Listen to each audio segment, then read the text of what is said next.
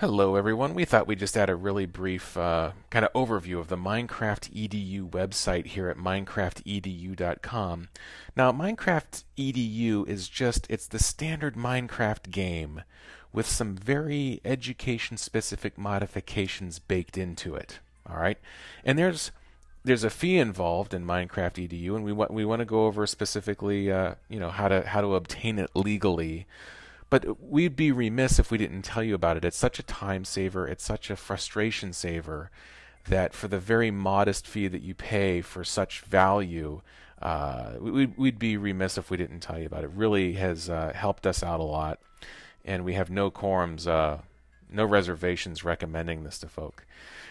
Some of the things that they offer here with the teacher-specific stuff, you can teleport students around inside the world en masse. You can freeze them if you want to stop and have like a discussion about something that's going on. There's a world-building tools written into this, and so these are all mods that you could go off and find on your own and kind of piecemeal together and take all the time to do that.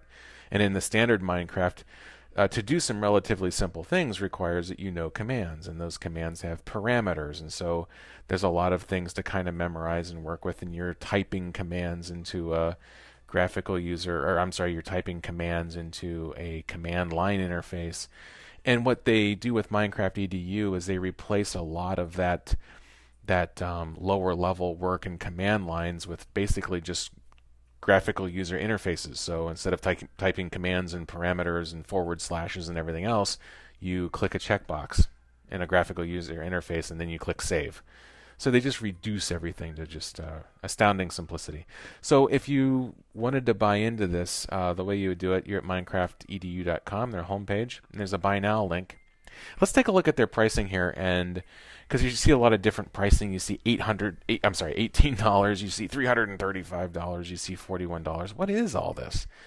Here's how it works, and we'll use our district as an example, because in our district, remember, we're developing, what we're trying to do is develop centers. So we're not talking about bringing 50 kids in all at once. We're talking about bringing 5 in at a time and just rotating them through. We've had hundreds of our third graders experiencing some of the Minecraft environments that have been developed in our high school. But we've done that all along by only purchasing 5 licenses. Why?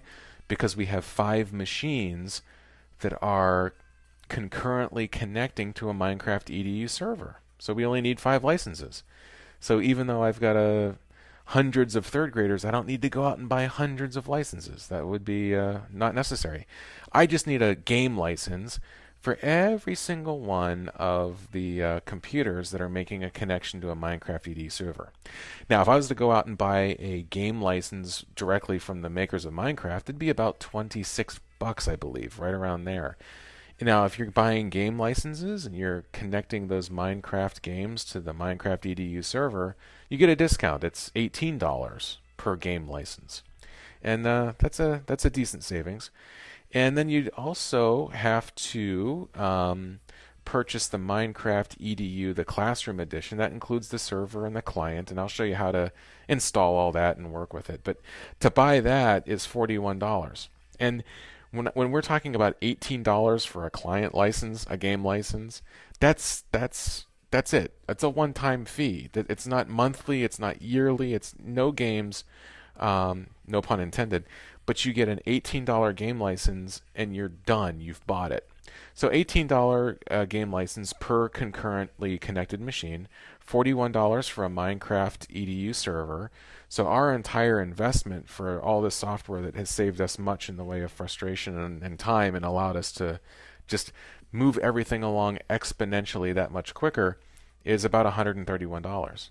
One time. That's it, then you're done. So again, when you get all the stuff that you get and they have all this just unique value added into Minecraft for the purposes of integrating it into learning environments, we find it to be well worth the cost. The other thing to mention while we're here at the site is you do have like a purchasing FAQ. We covered it pretty thoroughly, but it's worth noting. There's also a resources tab up here in their navigation. Very good, very important. They have the Google group. There's an awesome Google group where you have people asking questions every day, a lot of answers, a lot of rich dialogue, troubleshooting everything, Minecraft EDU wiki. And I think this is rather new, but it's the chat feature where, I mean, I've used this. I've actually chatted with some of the developers of Minecraft EDU. So the people who created Minecraft EDU hang out in the chat and answer questions all the time. Pretty slick stuff. Pretty good people.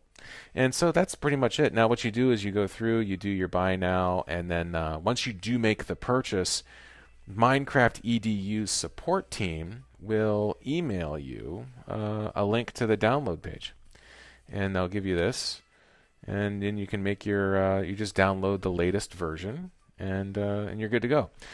A couple things about this. I'll go ahead and click on latest version. You'll see this is going to be Minecraft EDU version 1.6.4 build 6. If you're into Minecraft, you understand that versions are a big deal because the versions of Minecraft kind of dictate what features there were. Students will be very attuned to this. Now, the latest version of Minecraft right now, as I'm recording this, is 1.7. something. You're saying, well, wait a second, why is this 1.6.4? You'll find that the Minecraft EDU version of Minecraft is always a little bit behind the standard version of Minecraft, and there's a very good reason for that.